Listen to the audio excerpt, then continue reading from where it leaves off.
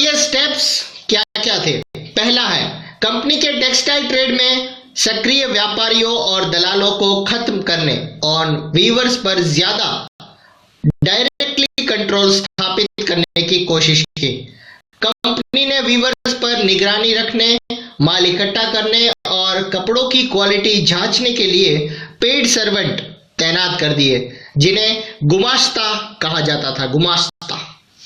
दूसरा है, कंपनी को माल बेचने वाले वीवर्स को दूसरे खरीदारों के साथ बिजनेस करने पर पाबंदी लगा दी गई। इसके लिए उन्हें एडवांस रकम दी जाती थी। एक बार काम का ऑर्डर मिलने पर वीवर्स को रॉ मटेरियल खरीदने के लिए कर्जा दे दिया जाता था। जो कर्जा लेते थे उन्हें अपना बनाया हुआ कपड़ा गुमास्ता को ही बेचना पड़ता था। उसी से वो किसी और मर्चेंट को नहीं बेच सकते थे, क्योंकि उन्होंने एडवांस लिया हुआ है। जैसे जैसे कर्जे मिलते गए और फाइन कपड़े की डिमांड बढ़ने लगी, ज्यादा कमाई की आस में वीवर एडवांस लेते गए। बहुत सारे वीवर्स के पास जमीन के छोटे छोटे पट्टे थे, जिन पर वो खेती करते थे और अपने परिवार की जरूरतों को पूरा करते थे। अब वो इस जमीन को भाड़े पर देकर पूरी टाइम वीविंग का काम करने लगे थे। अब पूरा परिवार यही काम करने लगा था। बच्चे और औरतें सब कुछ ना कुछ काम करते थे।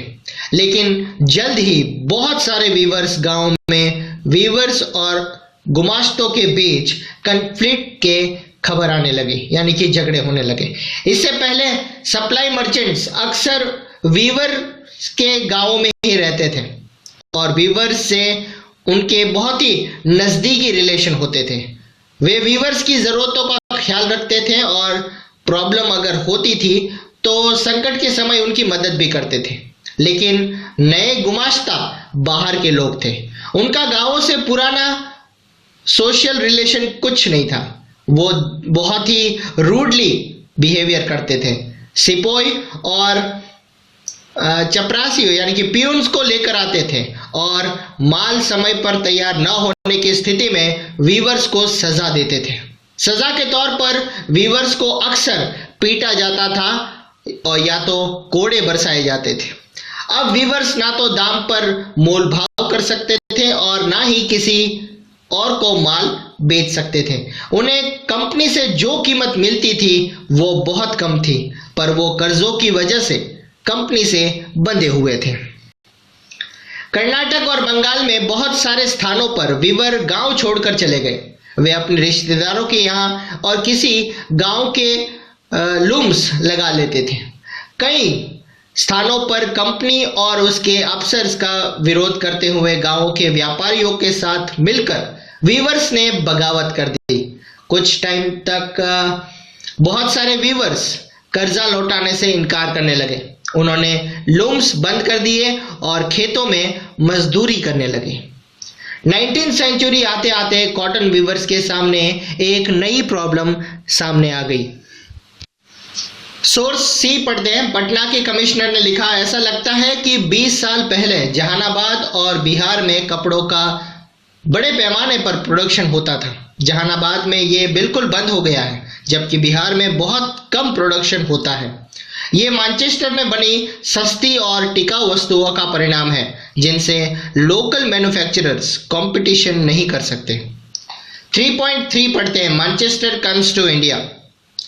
1772 में मैनचेस्टर इंडिया कंपनी के अफसर हेनरी पतलू ने कहा था कि इंडियन कपड़े की डिमांड कभी कम नहीं हो सकती, क्योंकि दुनिया के किसी और देश में इतना अच्छा माल कहीं नहीं बनता, मिलता भी नहीं है।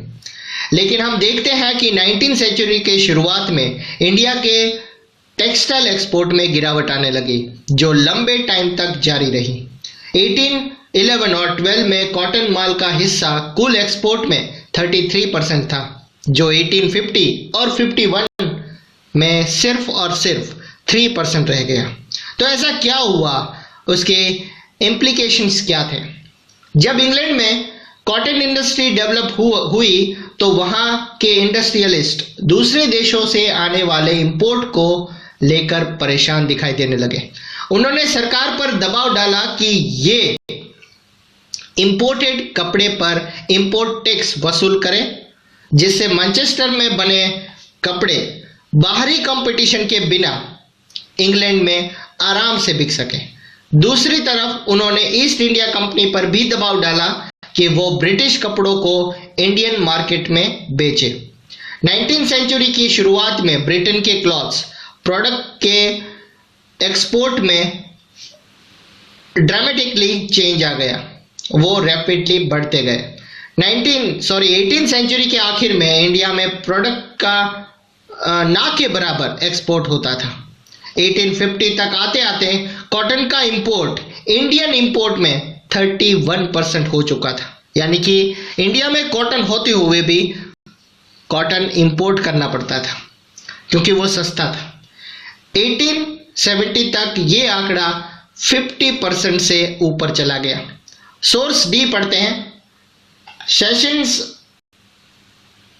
Census report of central provisions में वीवर्स की कॉस्टी कम्युनिटी के बारे में कहा गया था।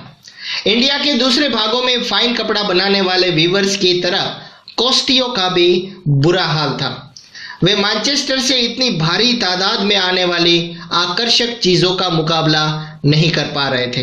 हाल के सालों में वो बड़ी संख्या में यहां से जाने लगे। वो मुख्य रूप से बिहार का रुख कर रहे थे, जहां डेली वर्कर के तौर पर उन्हें रोजी रोटी मिल जाती थी।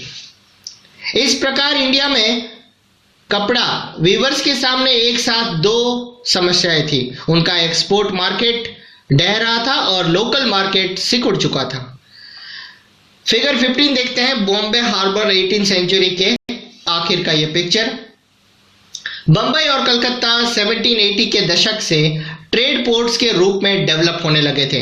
ये पुरानी ट्रेड सिस्टम के ढह जाने के यानी कि खत्म होने पर और कॉलोनियल सिस्टम के डेवलप का ही समय था। लोकल मार्केट में मैनचेस्टर के इंपोर्टेड मालों की भरमार थी। कम लागत पर मशीनों से बनने वाले इंपोर्ट कॉटन प्रोडक्ट्स इतने सस्ते थे कि वीवर उनका मुकाबला नहीं कर सकते थे। 1850 के दशक तक देश के ज्यादातर वीवर इलाकों में गिरावट और बेकारी के ही किस्से सामने आने लगे।